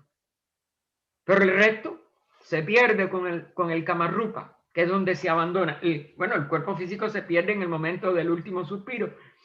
El doble etérico o Lingasarira, como también le llamaban, aunque tiene sus funciones muy, como diríamos, profundas y que no se han dado totales, porque ahí hay una serie de misterios, pues también desaparece una vez que el último tejido blando de que perteneció al cuerpo físico se disuelve. Nada más que cuando quedan nada más que los huesos, ese doble etérico ya desapareció, se desvanece, que es a veces el fantasma en las tumbas, etc.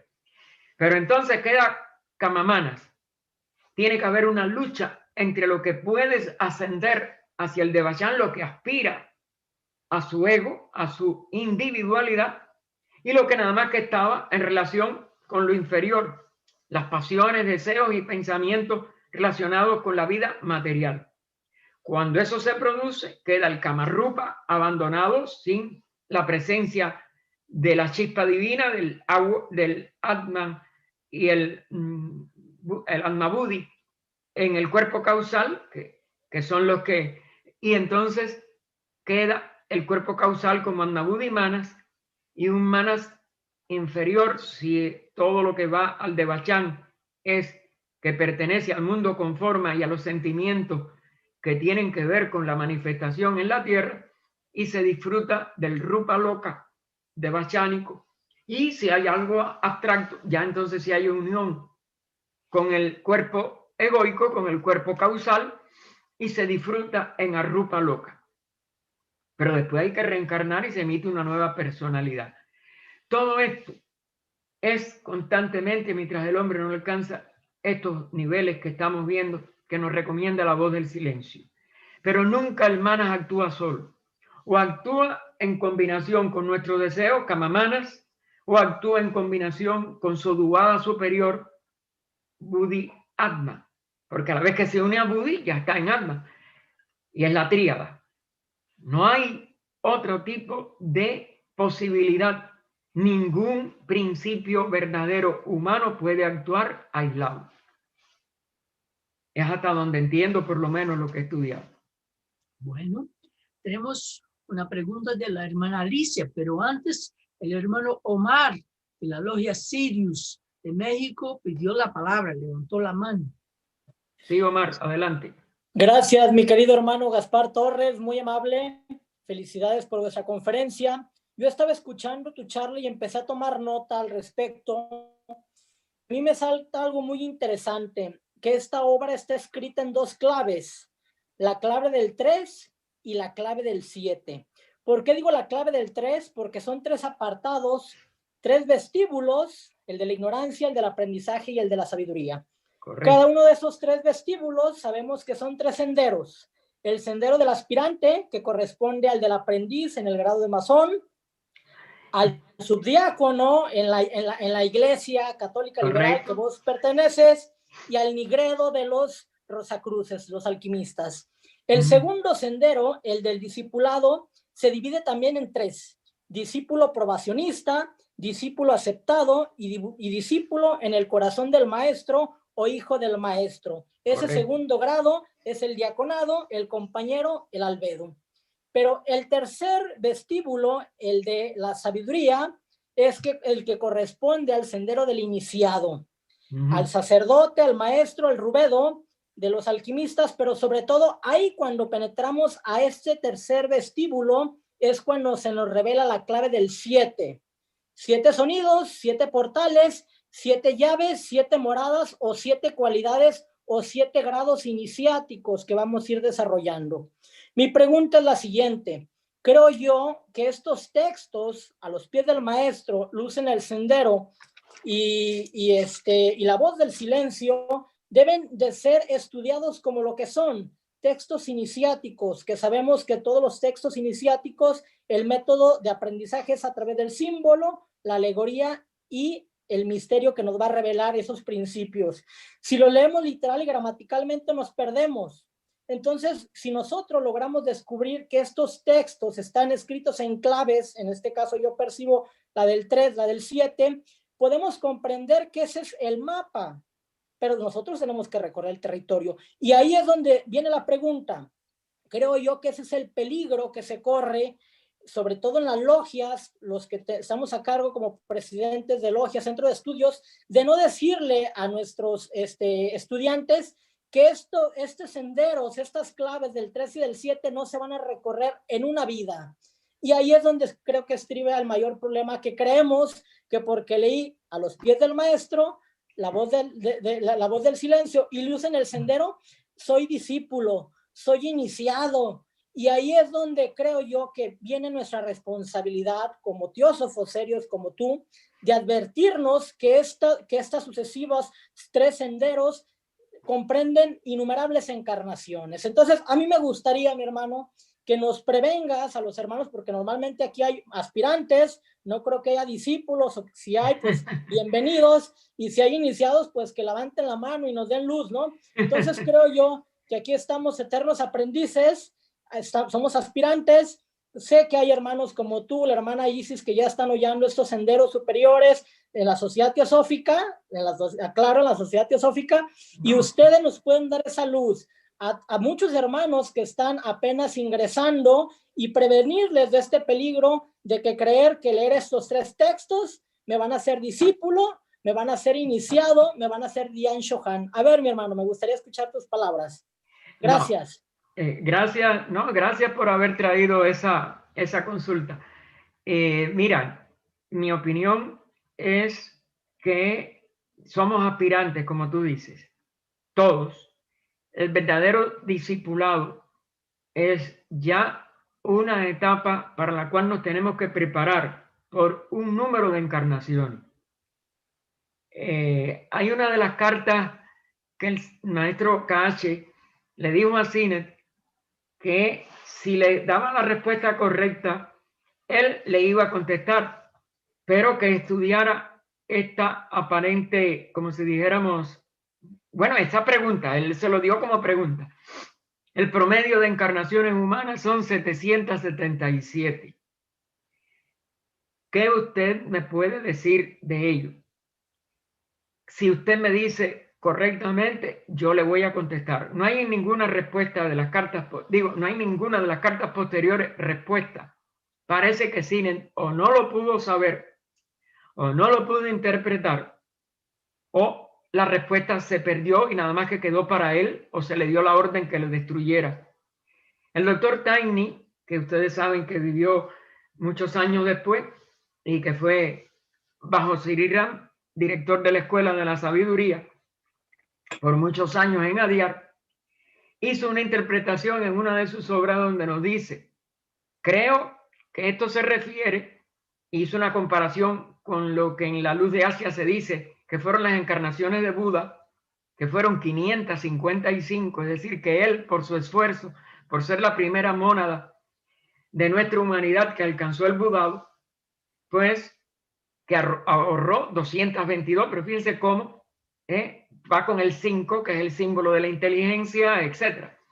Bien, y entonces él dice, creo que las encarnaciones se agrupan en un promedio de 777, 700 de las cuales son de salvaje o de hombre incivilizado o de hombre material, 70 en las del hombre verdaderamente buscador de lo superior o civilizado en el verdadero sentido. El civilizado no como muchos que viven en ciudades, sino como el que se comporta ya de una manera civilizada en el verdadero, en la verdadera acepción de la palabra. Y 7, en el sendero. Si yo puedo hacer de esta encarnación mía mi última de las 700, trataré de entrar en esas 70 para prepararme como aspirante al verdadero sendero, que es muy sagrado, sacratísimo, y que no creo que ninguno de nosotros lo pueda recorrer así fácilmente. Desgraciadamente hubo mucho error en los primeros años de la sociedad y muchas personas se denominaron o hasta fueron, vamos a decir, avaladas por otros personas como discípulos, como iniciados, etc. El señor Sri Ram ya dio como dijéramos, un cierre final y dijo que no debía hablarse más de eso, que eso daba lugar a muchos errores y que cada uno lo que tenía que hacer su esfuerzo. Cuando el maestro lo recibiera, lo iba a recibir y él lo iba a saber.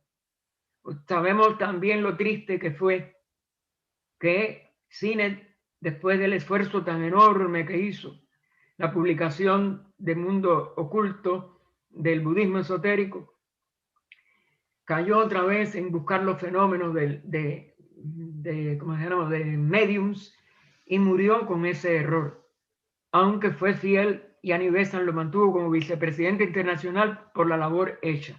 Pero sabemos que Hume fracasó en aquella misma época por su orgullo personal. Lean las cartas del maestro cuando no pudo seguir trabajando con Hume, y Hume también se negó, se convirtió en enemigo porque no soportó de los fundadores, pero de los mismos maestros también, y se convirtió en el enemigo de la espiritualidad, aunque hizo una labor muy grande por la India y compensó parte de su karma. No podemos, nadie se equivoca al 100% después de haber estado bajo el escrutinio de los maestros, pero las pruebas son muy difíciles y nosotros no estamos todavía preparados. Yo por lo menos no lo estoy. Así que soy un aspirante y he tratado de ayudar y sigo tratando de ayudar porque el servicio es lo único que nos puede capacitar para llegar a esa altura de discípulo de un maestro. Pero aún un discípulo en probación tiene que tener cualidades que yo por lo menos carezco de ellas. Así que sigo en tratar de hacer que esta encarnación en la que no he matado animales, no he comido carne, no he tomado alcohol, no he sido adicto a nada, y desde los 17 años he estado enseñando filosofía, la poca que pude aprender de mis padres, porque en esa época, mi papá murió cuando yo tenía 11 años, pero de todas maneras, me dieron la base de un hogar vegetariano, de un hogar, iba a la logia desde los 5 años, pero empecé a cooperar con la logia por una crisis de los miembros mayores, que todos murieron cuando murió el último de aquel grupo, que fue Julio Soto, y empecé a cooperar con la otra hija de Teósofo, Mary Coran, que murió aquí en Miami, y hasta que ella se fue de Cuba, ella fue la que estuvo al frente de la logia. Después yo tuve que estar al frente por muchos años, pero mi mamá casi siempre es la presidenta, los cargos no me gustan, para tratar de evitar que la personalidad se envanezca. Y he tenido que ser presidente de la sección por necesidad. Estaba en la India cuando me eligieron la primera vez. Me lo ofrecieron desde el 63, pero en el 97 fue que me eligieron y en ausencia. Y tuve que estar porque de verdad estábamos escasos de trabajadores. Y ya yo me había jubilado y pude hacer útil un tiempo. Pero estoy aquí en Crotona, me han ofrecido cargos, no acepto ninguno. Coopero con todo lo que Crotona necesita, sobre todo el archivo, que lo estamos escaneando por miedo a que un fuego nos elimine todo ese tesoro de documentos, y más nada. No aspiro a más nada que enseñar y mejorarme, que me falta mucho como personalidad. Adelante. Bueno, muchas gracias, hermano. Aquí la hermana Lizzie pregunta, si todo es intrascendiente y no debe haber deseos, ¿cuál es el fin de este mundo? ¿Solo darse cuenta que hay que salir de él para cuidar y ayudar a los que quedan aquí?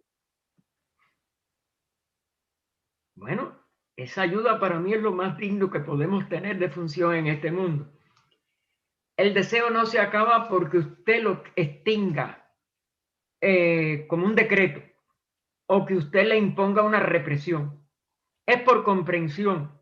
Y usted encuentra que el deseo es inútil. Usted se va convenciendo de los deseos inútiles desde el más burdo al más sutil, desde el más grosero al más aparentemente edificante. Y usted sustituye el deseo porque esa es una energía que no se puede eliminar. ¿Qué estudiamos en teosofía? Que lo que en el nivel cámico se expresa como deseo es una energía que se refleja desde Buddhi, que es la expresión de la voluntad divina, de la voluntad átmica.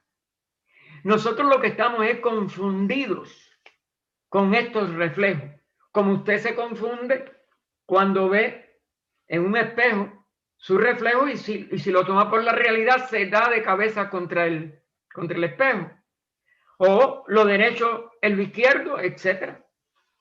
Porque los reflejos siempre están virados al revés. El señor Jinarada en una ocasión comparó nuestros deseos con un bolsillo virado al revés.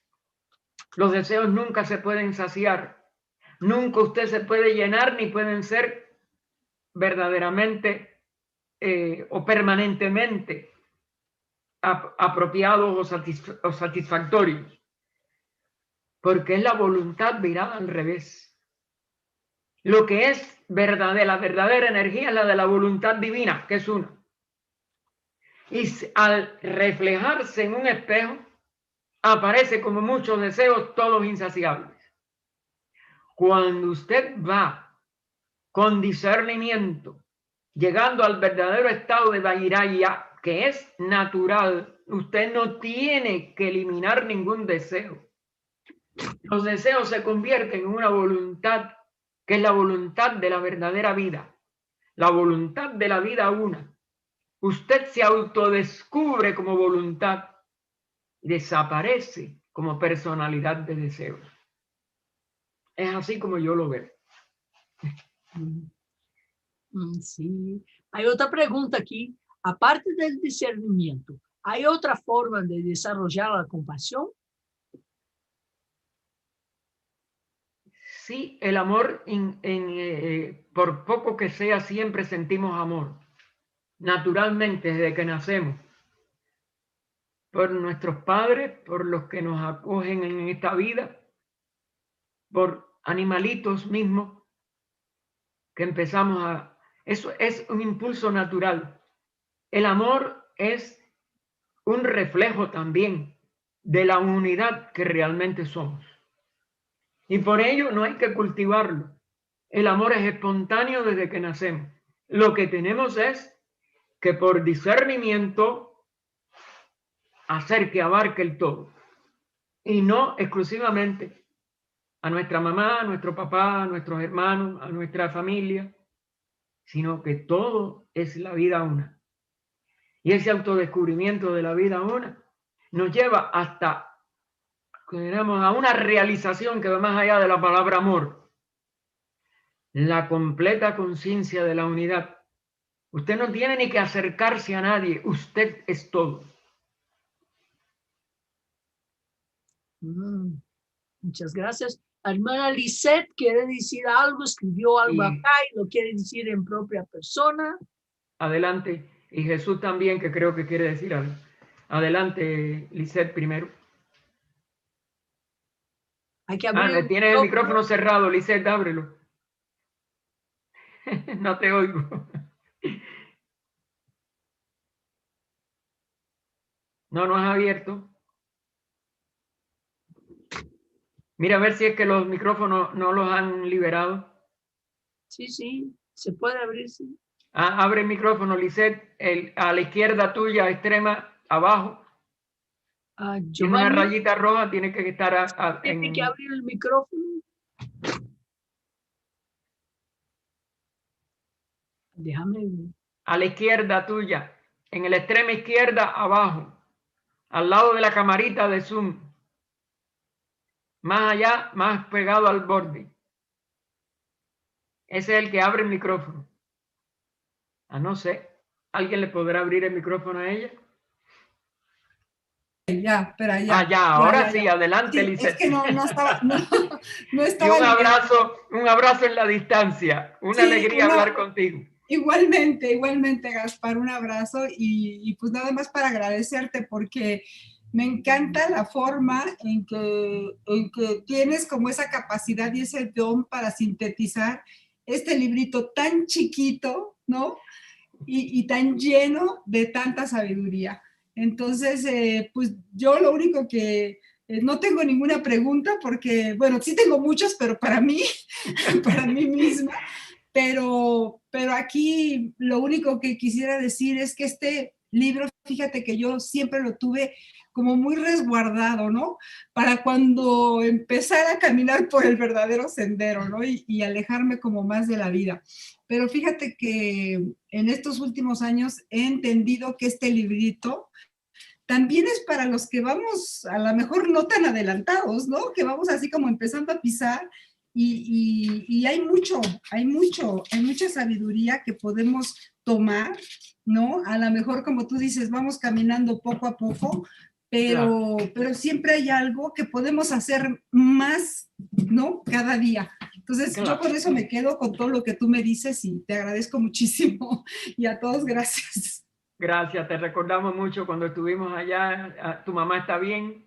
Bien, todos bien. Bueno, todos me le das un bien. abrazo también de mi parte. Muy bien, muchas gracias, Gaspar. Gracias a todos. Gracias a ti. Bueno, estamos llegando al final. Tenemos una última pregunta. Gaspar, sí. Muchas gracias. Es fascinante lo que muestra y enseña. He escuchado que venimos a conocer los deseos de este mundo, planeta Tierra, como almas para conocer la dualidad y así discernir, quedándonos en la unidad. Entonces, ¿sería vivir con desapego? Claro, a la vez que tú reúnes dos pares de opuestos, de aparentes opuestos, todos los pares de opuestos son complementarios. Pero hay que tener la capacidad para descubrir su complementariedad. En la seidad o realidad absoluta no falta nada, pero nada está descompensadamente. Uno tratando de vencer al otro o uno luchando contra el otro. La sabiduría los estabiliza como complementos de una unidad para nosotros incomprensible en el nivel mental. Solamente en la realización monádica podremos nosotros compartir, por tanto, la omnisciencia, la sabiduría total, el que lo conoce todo, que es la misma omnipotencia de esa realidad de donde surgen y a donde regresan todos los universos, todos los ciclos. Y el gran aliento no es nada más que eso, otro complemento.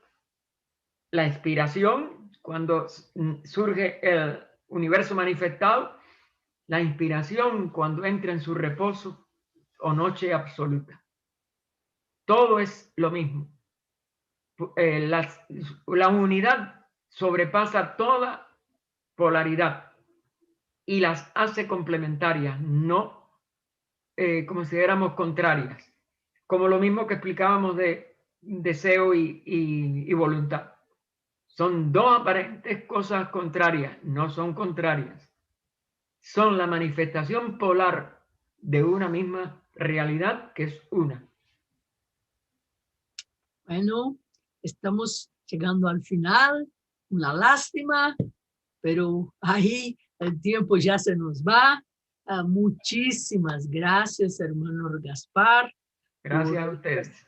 Tan inspiradas palabras. Quería decirles que la próxima semana tendremos a Pablo Sender, un argentino que vivió en India, vivió en Wheaton y ahora vive en Crotona. Aquí con nosotros en Crotona. Sí, nos va a hablar en qué consiste la evolución del alma. Pablo es también conocedor de La Voz del Silencio, de la Doctrina Secreta, de la literatura original, y tendremos mucho que aprender con él, como lo hicimos hoy con el hermano Gaspar Torres. También les recuerdo que estamos en un seminario, Rusia-Brasil, por primera vez. Estamos ahí juntando los dos países, y mañana vamos a tener, bueno, hora de Brasil, desde las 6 a las 8 de la mañana tenemos a los rusos hablando, traducido para el inglés, y de 8 a 11 tendremos los brasileños hablando en inglés, traducidos para el ruso, una cosa bien lenta, con traducción consecutiva. La de los rusos es traducción simultánea. Y a las 11, hora de Brasil, o sea, una hora y media antes del horario de nuestras charlas, tendremos a Tim Boyd encerrando el seminario Rusia-Brasil. Entonces, los que entienden inglés y los que quieren ir a prestigiarnos, estamos todos esperando, y de una manera o de otra nos vemos la próxima semana aquí con la charla de Pablo Sender, en que consiste la evolución del alma. Es un gusto enorme estar con ustedes. Hoy estuvimos en 148 personas, 16 países presentes, y estamos juntos por la teosofía, estamos juntos para un mundo mejor, estamos juntos para este proceso de autoperfeccionamiento en esta universidad espiritual que es la Sociedad Teosófica, en que felizmente contamos con maestros como Gaspar Torres, Pablo Sender, Tim Boyd y muchos otros, y tenemos el gusto de mantenernos unidos en esta fraternidad, en estos lazos de amistad, estos lazos de verdadero compañerismo teosófico. Entonces, un gusto enorme estar con ustedes, y por hoy, como siempre, tenemos el almuerzo. Cuando el almuerzo se termina.